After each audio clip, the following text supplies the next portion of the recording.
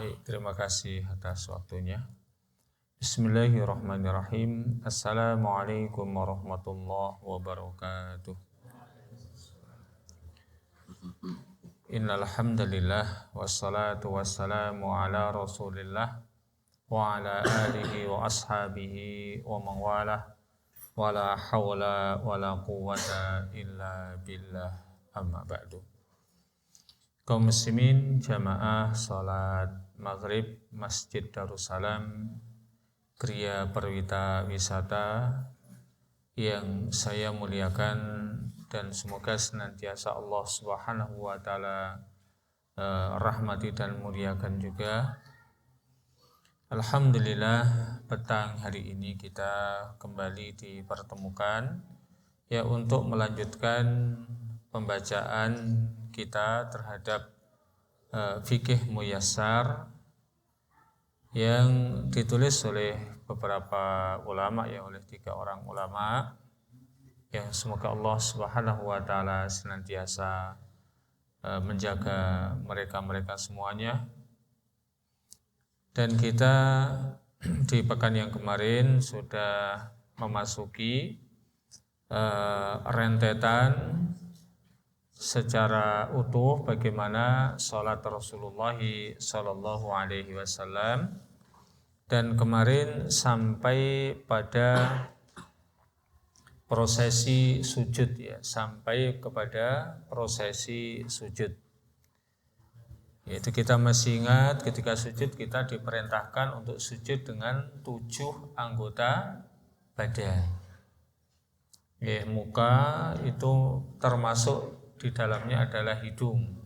Jadi ketika sujud jangan hanya jidatnya namun juga hidungnya. Kemudian 2 telapak tangan, 2 lutut, dan 2 jari jemari kaki dan diarahkan ke kiblat. Kemudian ketika sujud ya kemarin sudah kita sampaikan, kita dianjurkan untuk jazakumullah khairan, ya untuk memperbanyak dan bersungguh-sungguh berdoa kepada Allah Subhanahu wa taala. Kemudian yang ke-17, yang ke-17, apabila kita sudah selesai melakukan sujud, maka kita bangkit ya untuk duduk di antara 2 sujud dengan mengucapkan Allahu Akbar. Itu sebagai takbir intikal, takbir perpindahan. Dan kemudian duduk dengan iftirash. Ya, duduk iftirash masih hafal nggih? Jadi kita duduk iftirash itu duduk di atas kaki kiri kita dan kemudian menegakkan telapak kaki kanan kita.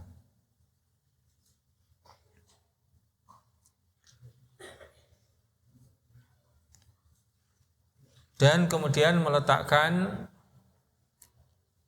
tangan kanan kita di atas paha kanan kita atau di atas lutut kanan kita. Dan kemudian kita letakkan tangan kiri kita ya di atas paha kita atau di atas lutut kita.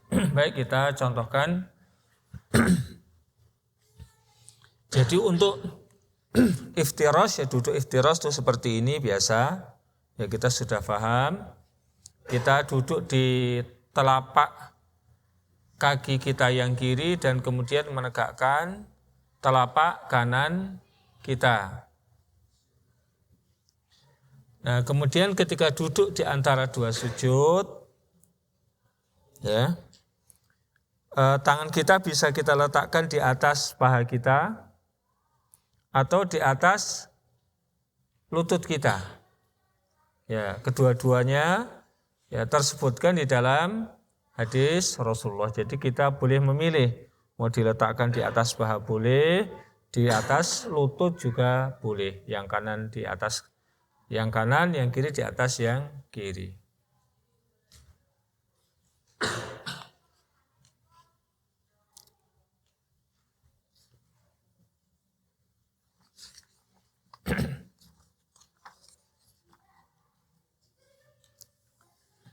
Nah, ketika kita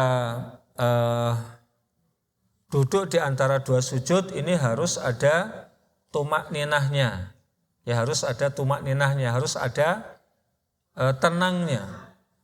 Hingga persendian kita yang ada sebelum kita sujud, maka ketika kita bangkit dari sujud, semuanya kembali dulu ke tempatnya. Ya, ke tempatnya. Dan kemudian kita dianjurkan untuk membaca minimal adalah Rabbil firli.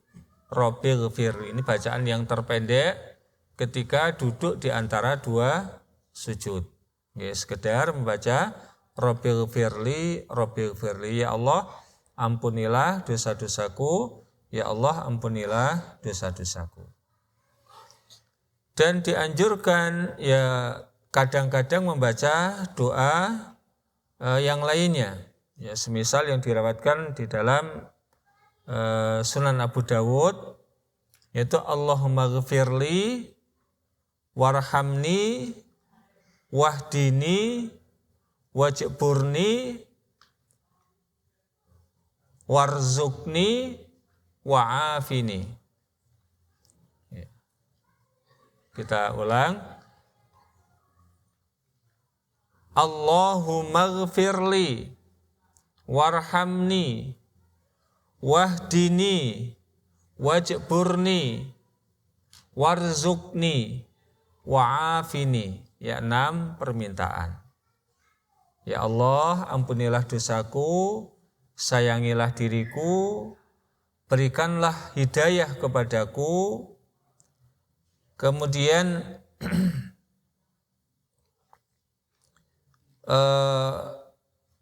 paksakanlah diriku ya untuk bisa melakukan berbagai macam ibadah kepadamu, berikanlah rezeki kepada diriku, dan kemudian maafkanlah kesalahan-kesalahanku. Ya, maafkanlah kesalahanku. Itu yang kita bisa baca selain tadi Rabbil firli. Terkadang kita baca yang pendek, ya terkadang yang agak panjang, ya supaya kemudian sunnah-sunnah itu bisa lebih kita jaga.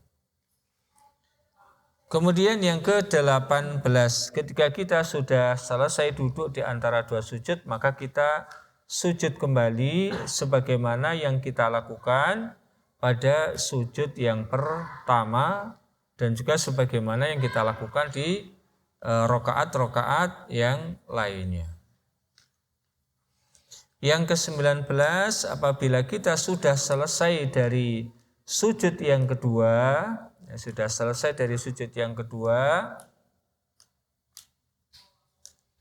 kemudian kita pun bertakbir,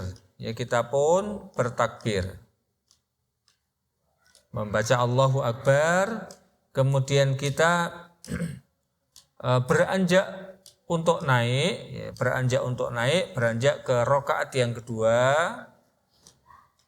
Dan ketika itu disunahkan untuk duduk istirahat. Ya, duduk istirahat.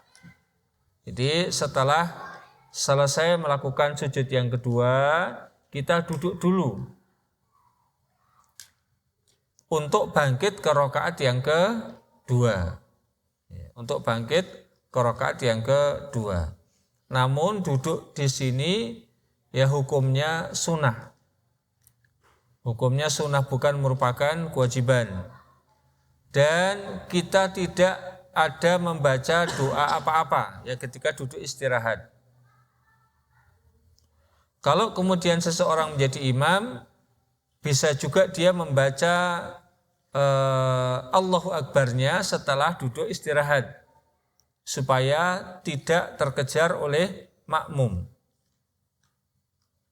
Dan boleh jadi ada makmum yang ketika dengar imamnya membaca Allahu Akbar, kalau imamnya membaca semisal baru bangun langsung baca, boleh jadi ada makmum yang langsung berdiri, yang otomatis akan mendahului imam. Ya. Maka untuk imam bisa membaca Allahu Akbar-nya ya ketika dirinya sudah mau berangkat naik, beranjak naik dari setelah duduk istirahatnya. Namun adapun salat sendiri bebas-bebas saja. Ya, intinya takbir intikal sebagaimana dulu yang pernah kita sampaikan, pendapat yang terbaik adalah kita baca di saat prosesi kita bergerak mau berpindah dari satu rukun ke rukun yang lainnya. Ya, itu menurut yang disampaikan oleh para penulis. Meskipun dalam hal ini kita tidak perlu kaku-kaku kalau ada orang yang misalnya dia bertakbirnya setelah misalnya berdiri, setelah dia berdiri baru takbir. Ya, dia dari duduk kemudian berdiri, setelah berdiri baru takbir. Ya, dalam hal ini kita tidak perlu kemudian terlalu kaku dan menganggap itu adalah sesuatu yang salah. Karena memang ada sebagian riwayat yang demikian, ada yang seseorang itu bergeraknya sudah sempurna baru kemudian bertakbir. Namun secara umum kayak tadi yang lebih tepat karena namanya saja takbir intikal, takbir perpindahan, maka bacanya ya ketika berpindah. Meskipun nanti selesai kita barnya, misalnya Allah Akbarnya itu pas sudah dalam keadaan masuk ke rukun yang berikutnya. Ya konkretnya begini. Jadi setelah kita selesai dari sujud yang kedua, selesai sujud yang kedua, untuk kemudian menuju ke rakaat yang kedua, maka kita duduk dulu. Ya, duduk istirahat dulu. Kayak tadi kalau dia makmum, kalau dia salat sendirian bebas. Jadi begitu beranjak, dia langsung Allahu Akbar. Ketika itu kemudian duduk, kemudian berdiri. Namun kalau imam, ya dalam rangka untuk mengantisipasi jamaah, karena tidak semua jamaah bergeraknya sama dengan kita, ya. Jadi kalau ini imam, setelah kita bangkit duduk dulu sejenak, setelah semua tulang belulang kembali, baru kemudian beranjak naik Allahu Akbar. Supaya apa? Tidak sampai kedahuluan makmum. Karena apa? Karena duduk istirahatnya itu sendiri sunnah. Sehingga boleh jadi ada makmum yang langsung berdiri misalnya gini. Saya ngimami, ya, saya membaca Allahu Akbar-nya ketika saya barusan bangkit dari sujud. Saya langsung Allahu Akbar. Sementara saya duduk dulu. Ternyata karena saya sudah bilang Allahu Akbar, makmum ada yang dengar langsung berdiri. Kan jadi malah mendahului imam.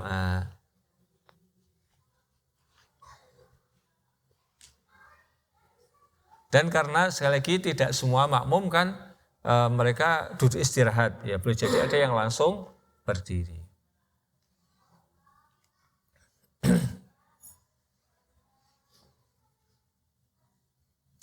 Kemudian yang ke-20, ketika berangkat naik, maka sambil bertakbir Allahu Akbar menuju ke rakaat yang kedua, ya menuju rakaat yang kedua. Dan bagaimana cara bangkitnya? Cara bangkitnya kalau mengambil pendapat para ulama Syafi'iyah, maka bangkitnya bertopang pada lututnya. Ya, Syafi'iyah dan ulama lain yang berpendapat ketika turun itu lutut dulu, maka ketika naik yang diangkat adalah tangan dulu dan kemudian nanti bertopang pada lutut. Ya begini.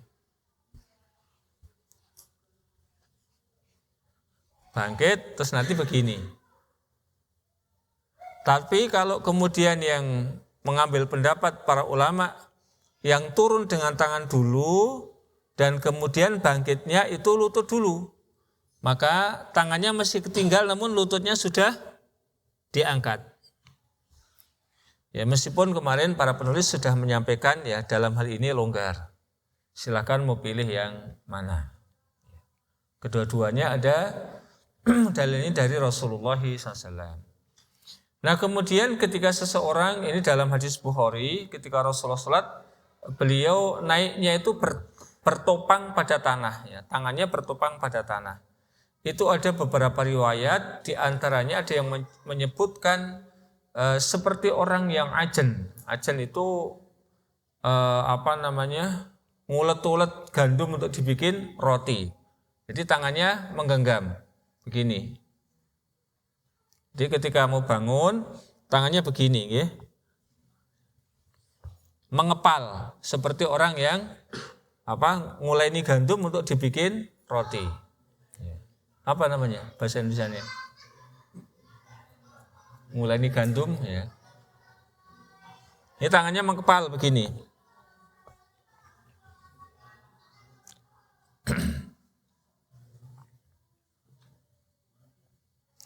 Kemudian masuk ke rakaat yang kedua sama membaca Al-Fatihah, kemudian membaca surat ataupun ayat yang panjangnya kurang lebih.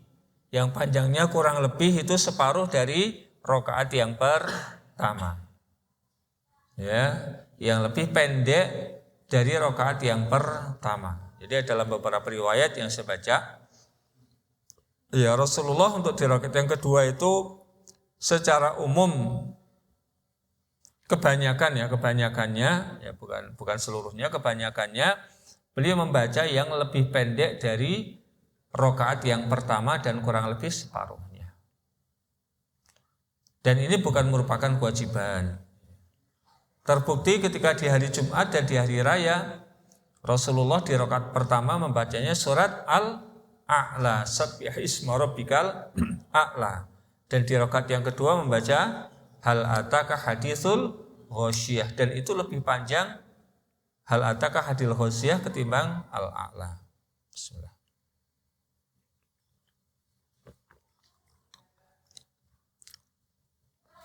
Kemudian yang ke-22.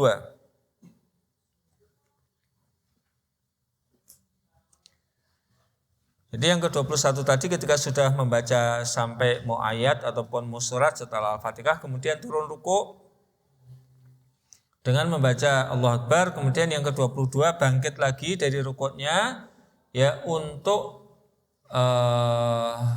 iktidal, ya untuk iktidal.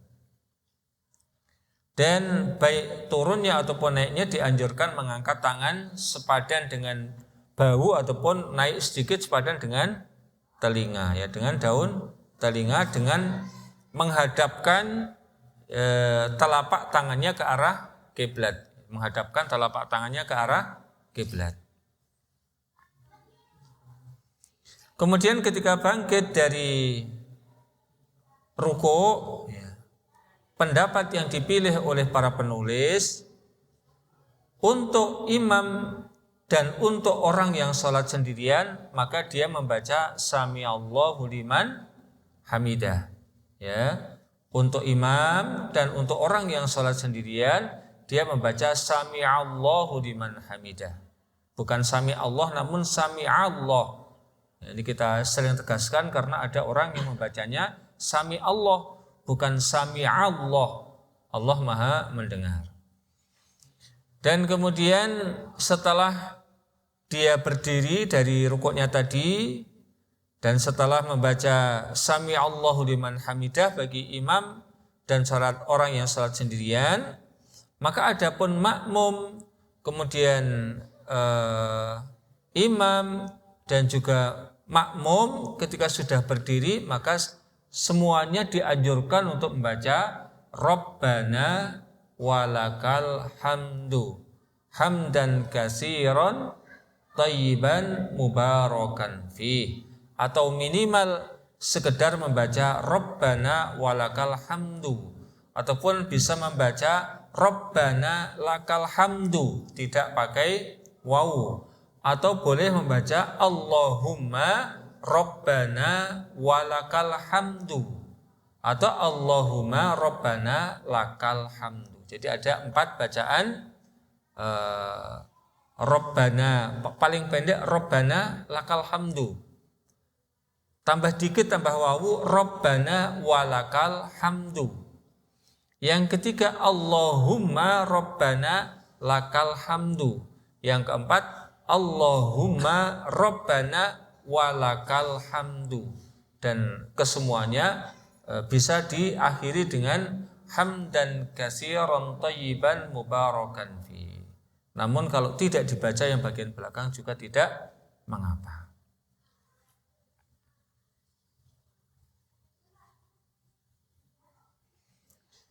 Yang ke-23,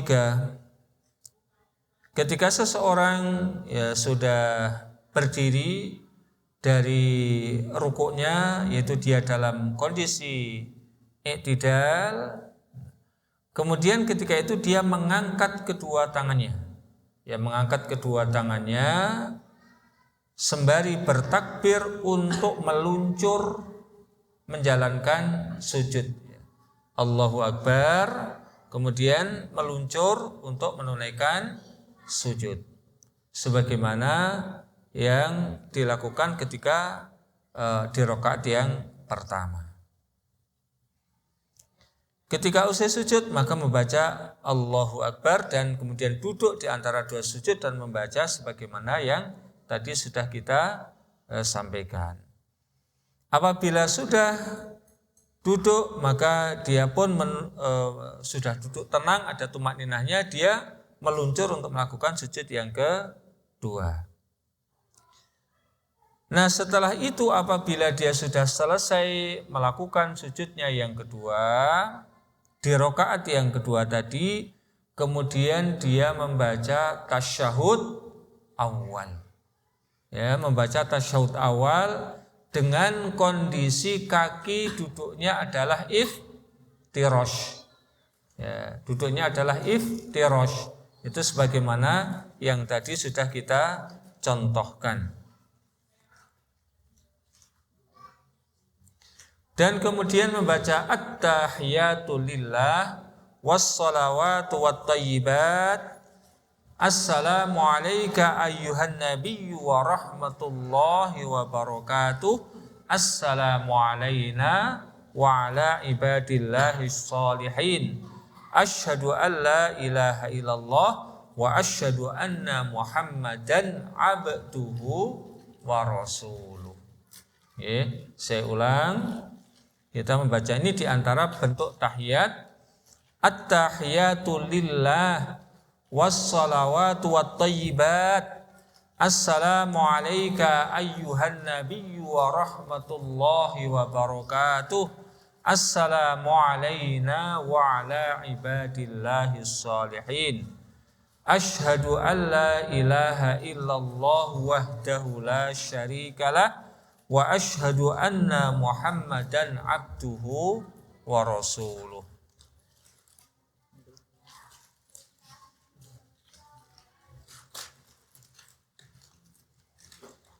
Nah, adapun bacaan Assalamu alayka ayyuhan nabi wa rahmatullahi wa barakatuh, ini ada sedikit perbedaan di tengah-tengah para ulama. Sebagian para ulama ada yang membedakan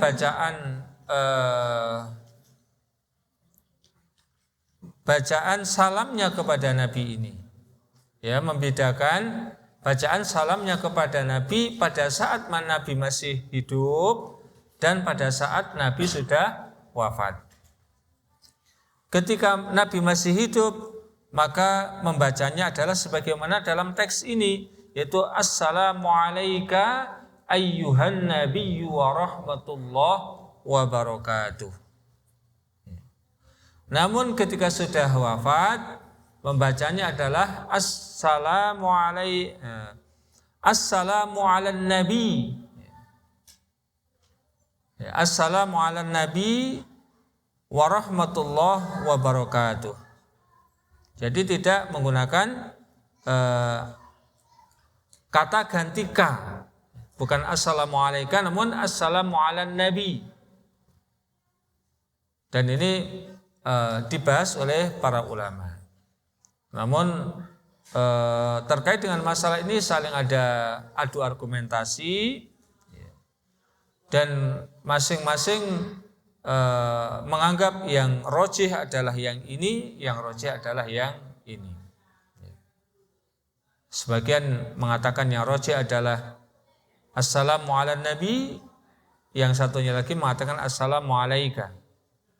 Karena yang menggunakan assalamu ala nabi ini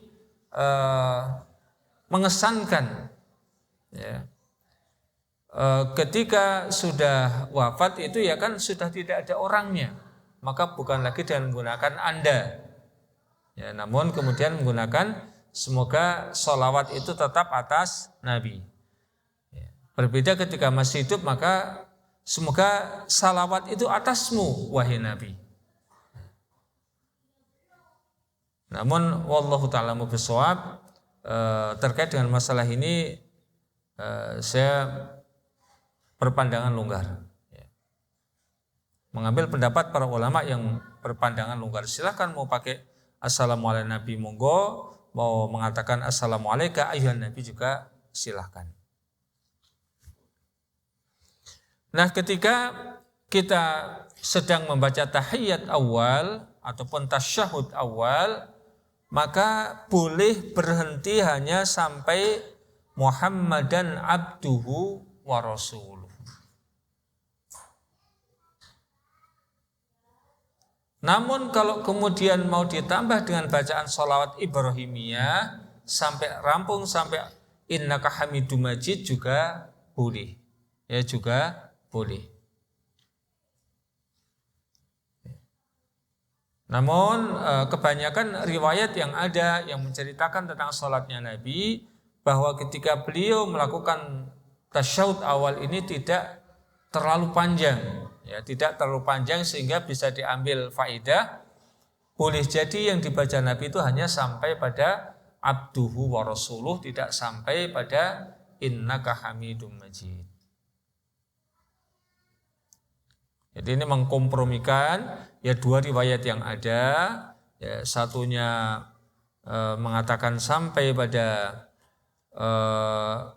warahmatullahi wabarakatuh, satunya sampai innaka hamidum majid. Namun praktek Rasulullah itu yang dinilai oleh para sahabat duduknya tasyahud itu sebentar. Ya, ini maka kemudian diambil faedah, ya, yang banyak dilakukan oleh Rasulullah ketika tasyahud awal itu hanya sampai di penggalan abduhu wa rasuluh, tidak dilengkapi dengan bacaan sholawatnya. Yang ke-27, apabila sudah selesai melakukan tasyahud awal dan mau menuju ke rakaat yang ketiga ataupun rakaat yang keempat, maka cara naiknya sebagaimana tadi yang sudah kita sampaikan. Mau bertopang pada lutut monggo, mau bertopang pada tanah juga monggo. Yang ke-28, apabila sudah selesai, ya, setelah tadi bangkit menuju ke rakaat yang ketiga, dan kalau misalnya sholatnya sholat maghrib yang hanya 3 rakaat, maka nanti di rakaat yang ketiganya ada tasyahud akhir. Nah, kalau yang sholatnya 4 rakaat, maka nanti takbir ketiga, rakaat yang ketiga setelah sujud yang kedua bangkit lagi menuju ke rakaat yang keempat, dan caranya sebagaimana ketika bangkit dari rakaat yang pertama, yaitu adanya duduk istirahat dari rakaat ketiga, ya, mau masuk ke rakaat yang keempat. Jadi setelah sujud yang keduanya di rakaat yang ketiga, duduk dulu sebentar, baru kemudian naik menuju rakaat yang keempat. Namun kalau mau langsung dari selesai sujud langsung berdiri juga tidak mengapa.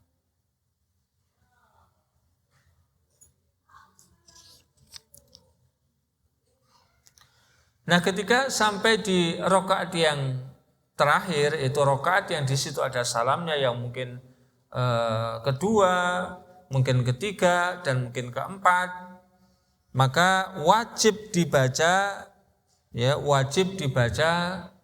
sholawat Nabi. Ya. Salawat Nabi menjadi kewajiban yang harus dibaca di rakaat yang di situ ada salamnya. Yang berbeda adalah cara duduknya.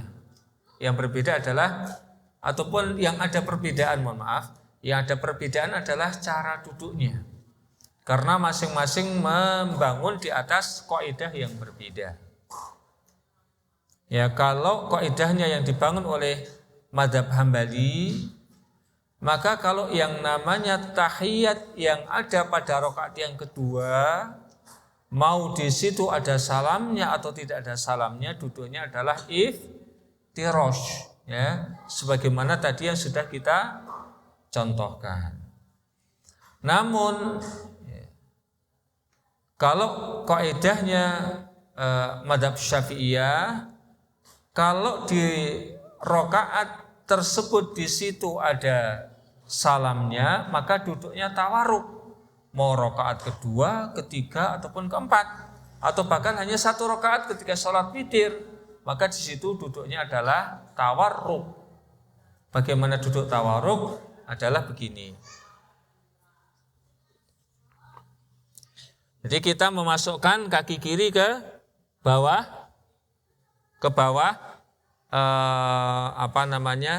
betis kita, ya, ke bawah betis kita. Nah, kemudian kita berdirikan telapak kanan kita, berdirikan demikian. Namun sesekali kita boleh kemudian menidurkan telapak kaki kanan kita, demikian, boleh. Sesekali, karena Rasulullah melakukannya sesekali. Namun yang paling banyak kalau duduk iftirash itu posisinya begini. Namun sesekali kemudian kita dianjurkan, ya, tidak menegakkan, namun menaruh ke bawah begini. Ini sesekali, okay. Jadi sesekali itu jarang-jarang kita lakukan, sekedar untuk menghidupkan sunnah Nabi.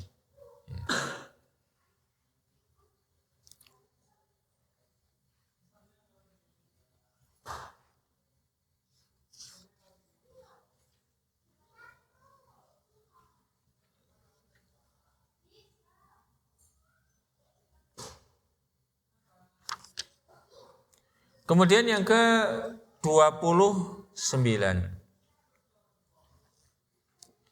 Ya, ketika kita duduk di tasyahud yang akhir, maka kita membaca, pertama yang kita baca adalah tahiyatnya, dan tahiyat yang kita baca sama dengan ketika kita membaca tahiyat awal, ya, di tasyahud yang awal, yaitu at-tahiyatu lillah wassalawatu wattayyibat.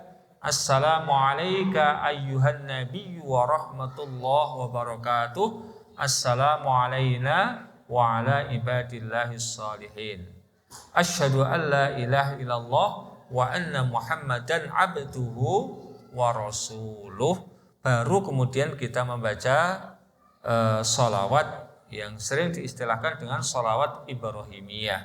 Kenapa dikatakan sholawat Ibrahimiyah? Karena di situ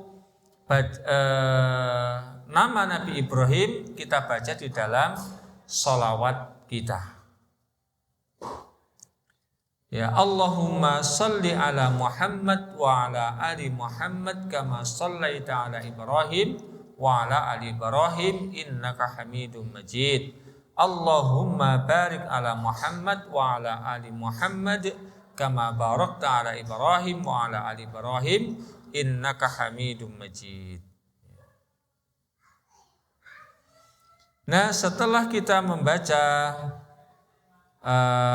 tahiyat dan sholawat, maka kita dianjurkan, ya, masuk ke poin yang ke-30, kita kemudian berdoa kepada Allah Subhanahu wa ta'ala. Ya, berdoa kepada Allah Subhanahu wa ta'ala. Doa yang pertama adalah doa perlindungan, yaitu kita memohon perlindungan kepada Allah Subhanahu wa ta'ala dari 4 hal, ya, dari 4 hal. Allahumma inni a'udzubika min adzabi jahannam wa min adzabi al-qabri wa min fitnatil mahya wal mamati wa min syarri fitnati masihid dajjal. Dan sebagian para ulama, sebagaimana yang pernah kita singgung, seingat saya ada di antara para ulama, seingat saya adalah para ulama yang bermadzhab Hambali, mereka mewajibkan doa perlindungan ini. Ya, doa perlindungan dari 4 hal itu diwajibkan. Ya Allahumma inni a'udzubika min adzabi jahannam wa min adzabil qabri wa min fitnatil mahya wal mamati wa min syarri fitnatil masihid dajjal. Ini wajib. Namun mayoritas ataupun jumhur para ulama berpendapat ini hukumnya adalah sunnah muakkadah, ya sunnah yang ditekankan. Nah, setelah kita kemudian membaca doa perlindungan, maka kita dianjurkan untuk berdoa sesuai yang kita inginkan. Dalam beberapa redaksinya Rasulullah pada Allah ma tasya, kata beliau, maka berdoalah kepada Allah sesuai dengan yang engkau inginkan, dengan doa yang engkau inginkan. Di antara doa-doa yang warid yang disebutkan dalam masalah ini banyak. Ya, kalau kita membaca kitab Hisnul Muslim, di sana ada beberapa, ada sekitar 8 kalau tidak salah yang dicontohkan. Di sini yang dicontohkan semisal Allahumma a'inni ala zikrika wa syukrika wa husni ibadatika. Apa lagi? Coba. Allahumma a'inni ala zikrika wa syukrika wa husni ibadatika.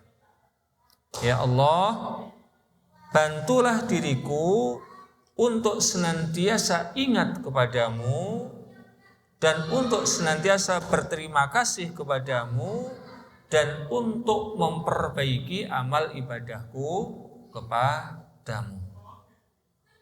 Yang pertama. Yang kedua yang dicontohkan di sini adalah Allahumma ghfirli ma qaddamtu wa ma akhartu wa ma asrartu wa ma a'lantu wa ma asraftu wa ma anta a'lamu bihi minni antal muqaddimu wa antal muakhiru la ilaha illa anta. Ya Allah, ampunilah dosaku, baik yang telah aku lakukan di masa lampau ataupun yang belakangan, dan baik yang aku lakukan secara sembunyi-sembunyi ataupun yang aku lakukan secara terang-terangan, dan baik dosa-dosa yang aku banyak melakukannya.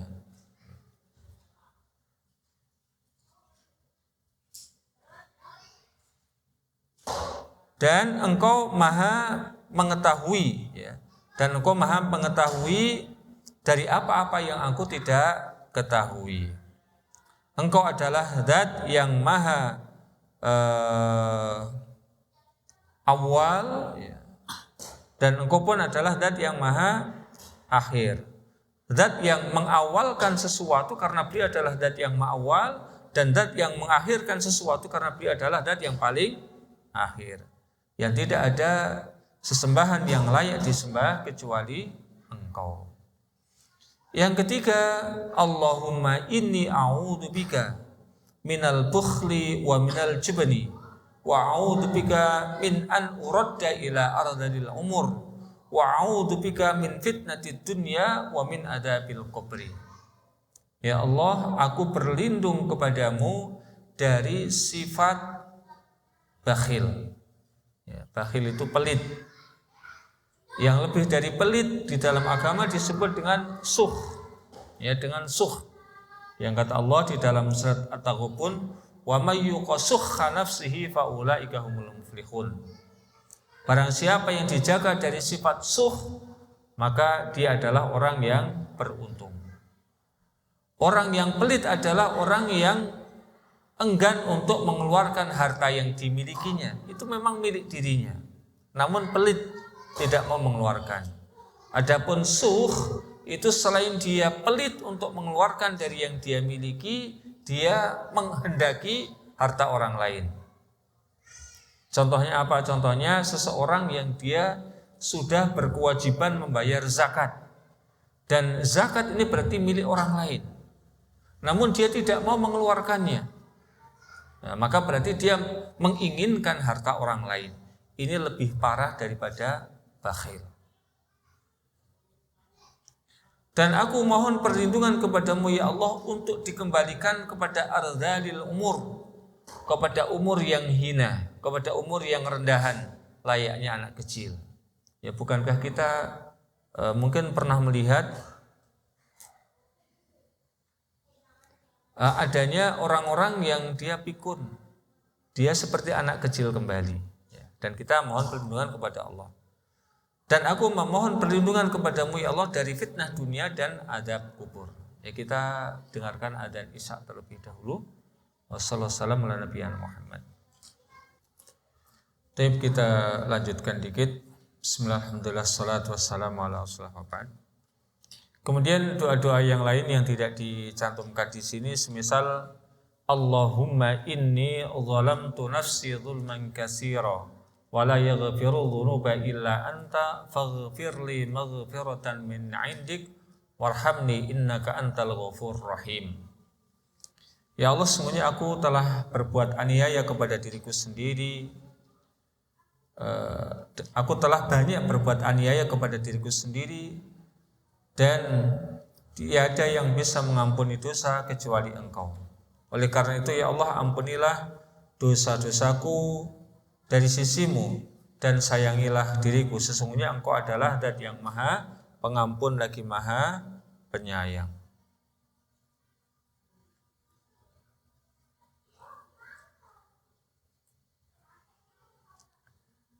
Kemudian yang pendek, dan ini layak untuk kita baca, yaitu Allahumma inni as'alukal jannah wa a'udzubika minan nar. Ya, Allahumma inni as'alukal jannah wa a'udzubika minan nar. Ya Allah, sesungguhnya aku memohon kepadamu surga dan aku berlindung kepadamu dari neraka.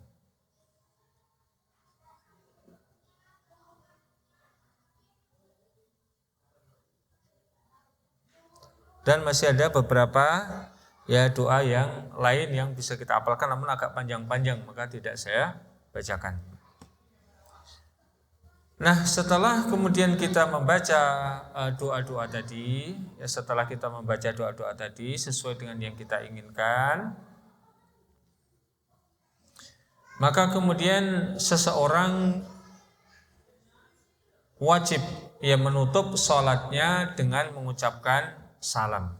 Ya, dulu pernah kita sampaikan definisi sholat adalah perbuatan dan perkataan sebagai bentuk peribadatan kepada Allah yang dibuka dengan takbir, itu takbiratul ihram, dan ditutup dengan salam. Ya. Bagaimana ucapan salam? Ya, ucapan salam yang disebutkan di dalam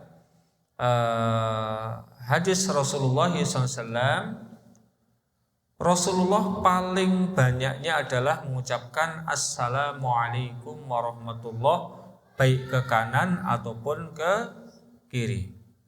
Ya, baik ke kanan ataupun ke kiri. Namun terkadang Rasulullah menambah di salam yang pertama ya dengan wa barakatuh. Assalamualaikum warahmatullahi wabarakatuh. Namun ini kadang-kadang, ya ini kadang-kadang. Ya. Dan terkadang Rasulullah SAW di salam yang ke kirinya hanya terbatas sampai pada Assalamualaikum. Ya, Assalamualaikum. Jadi yang paling banyak, saya ulang, paling banyak dilakukan Rasulullah baik ke kanan ataupun ke kiri membacanya Assalamualaikum warahmatullah. Yang kadang-kadang beliau lakukan ketika ke kanannya menambah dengan wa barakatuh sehingga ke kanan assalamualaikum warahmatullahi wabarakatuh, ke kiri assalamualaikum warahmatullahi. Jadi untuk ke kirinya sampai pada warahmatullah. Terkadang Rasulullah ke kanannya membaca assalamualaikum warahmatullahi, namun ke kirinya cuman assalamualaikum. Berarti ada berapa bentuk? Ada berapa bentuk? 3. Ya. Saya ulang, yang terbanyak beliau mengucapkan assalamualaikum warahmatullahi ke kanan, assalamualaikum warahmatullahi ke kiri. Yang kedua, Rasulullah ke kanan assalamualaikum warahmatullahi wabarakatuh, ke kirinya cuman assalamualaikum warahmatullahi. Yang ketiganya ke kanan membaca assalamualaikum warahmatullahi, namun ke kirinya hanya assalamualaikum. Jadi ada 3 paket yang bisa kita ucapkan ketika mengucapkan salam. Ya. Maka kita contoh Rasulullah yang terbanyak udah ke kanan ke kiri membaca assalamualaikum warahmatullahi. Namun kadang-kadang ya ke kanannya ditambah dengan wabarakatuh. Kadang-kadang yang ke kirinya hanya sampai assalamualaikum. Supaya apa? Kita lebih menghidupkan sunnah-sunnah Rasulullah sallallahu alaihi wasallam. Dengan demikian alhamdulillah untuk prosesi melakukan sholatnya sudah rampung. Tinggal nanti setelahnya ada dzikir-dzikir setelah sholat dan yang lainnya. Masih ada waktu 3 menit, ya boleh jadi ada koreksian ataupun ada pertanyaan dari para jamaah, kita persilahkan. Ya monggo.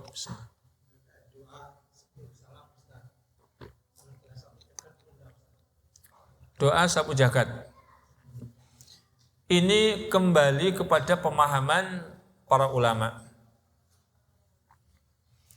Pemahaman para ulama diantaranya yang saya ingat termasuk dari guru-guru para penulis ini adalah Fadilatul Syekh Muhammad ibn Shalih Al-Utsaimin.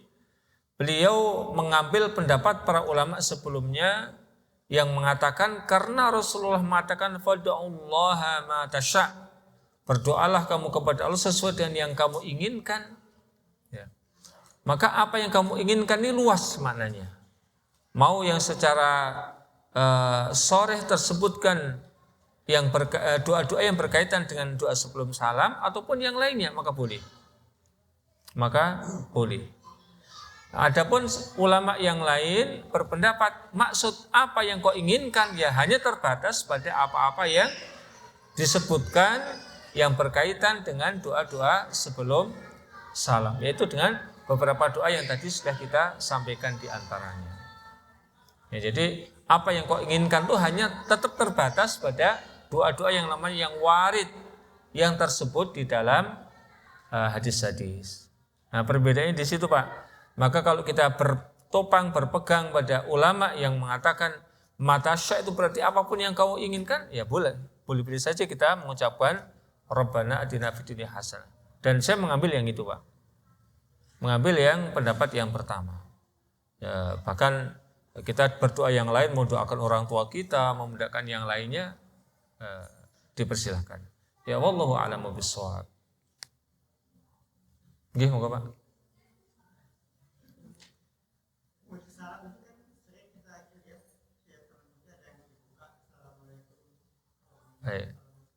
Baik, itu nanti di belakang, Pak. Itu nanti ada babnya tersendiri. Ada beberapa hal yang dilarang oleh orang yang melakukan sholat. Moga Bapak, satunya lagi.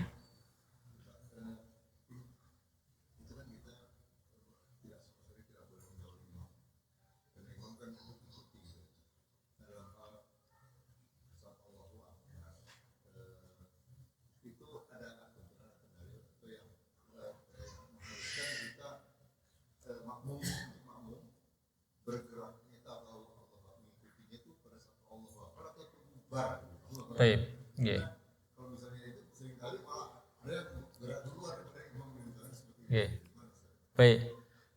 Sebenarnya ini sudah sebagaimana yang panjenengan sebutkan tadi, ya, ju'ilal imamu liyutamma bihi. Imam itu diangkat dalam rangka untuk diikuti, Maka lanjutan hadis itu Rasulullah katakan fa idza kabbara fakabbiru. Kalau dia sudah bertakbir maka kalian baru bertakbir. Fa idza raka'a farka'u. Kalau dia sudah rukuk maka barulah kalian rukuk.